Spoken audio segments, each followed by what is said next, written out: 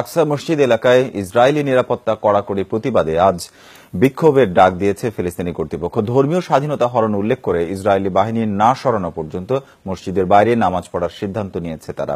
এদিকে মসজিদের বাইরে মুসল্লিদের উপর ইসরায়েলি দমনপীড়ন অব্যাহত রয়েছে। হামলায় আহত হয়েছে অর্ধশত ফিলিস্তিনি।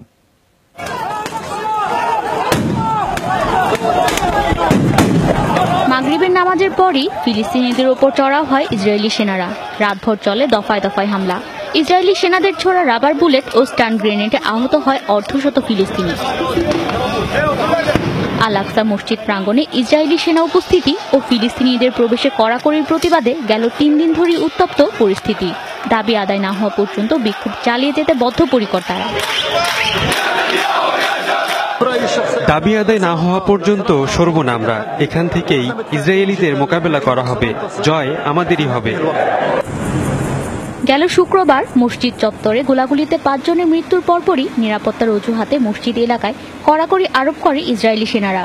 নিরাপত্তা ব্যবস্থাকে মসজিদের নিয়ন্ত্রণ নেওয়ার কৌশল হিসেবে মনে করছে ফিলিস্তিনিরা।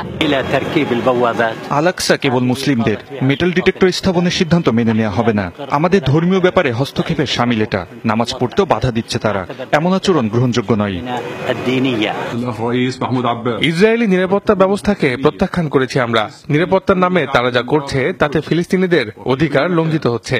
চলাচলে বিধিনিষেধ আরোপের মতো আগ্রাসী আচরণ বন্ধ করতে হবে। এদিকে নিরাপত্তা ব্যবস্থাকে সন্ত্রাসী হামলা প্রতিরোধের উপায় হিসেবে আখ্যা দিয়ে সিদ্ধান্তে অটল থাকার ঘোষণা দিয়েছে ইসরায়েলি পুলিশ।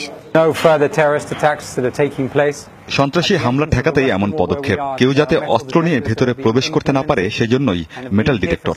যতদিন প্রয়োজন মনে হবে ততদিন এমন নিরাপত্তা কড়াকড়ি থাকবে।